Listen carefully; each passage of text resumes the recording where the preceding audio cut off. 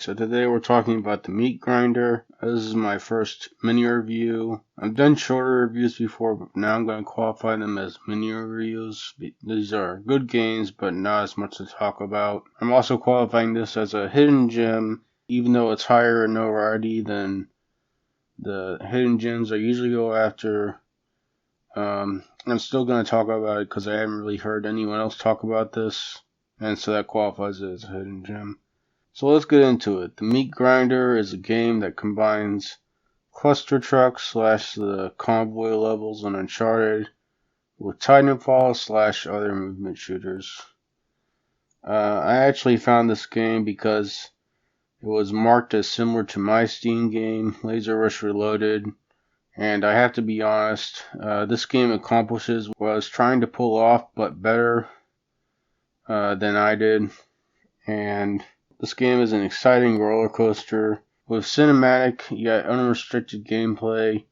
You are playing an action movie, more specifically Fury Road. Before we move on, here's an ad for my Game Jam game, which hasn't got feedback yet. Before we get into the rest of the video, I'd like to quickly announce my new Game Jam game for 70 FPS. I won't do a full announcement video on it, just this little thing. It's a short, sub 15 minute, action-packed, stylish shooter experience that I think you'll like.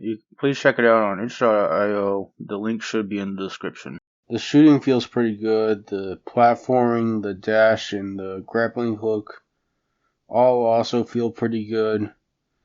But I will say that your speed makes you a bit slippery and it's easy to overshoot or walk off a platform sometimes. But overall, the core gameplay is pretty good. There's a mechanic where you're constantly dying and have to keep your heart rate up, and dashing basically heals you. It's an alright mechanic. It keeps the game at a fast pace, but it was poorly and quickly tutorialized, and it took me a bit to figure it out. There are some boss fights that aren't great, and they feel like they slow the game down. There's good level design with a good variety of layouts and vehicles that you're jumping between, which is fun. Although sometimes there's annoying RNG elements, which can make certain portions of levels become either way easier or way harder, depending on the RNG. There's not much of the story, which is fine for this type of game. The visual aesthetics and music are fairly good. There's a lot of retro stuff, grunge, and nice deep saturated colors. I do have to say this is a fairly short game, at about 3 hours for $10. But number one, I personally think it's good enough that it's still worth it. And two, more content has already been added, and I do believe they're intending to add more. There is also an infinite mode.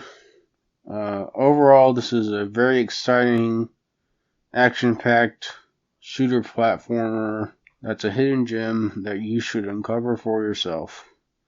I'm giving it an 8.75. Thank you to anyone who likes, comments, or subscribes. That's it.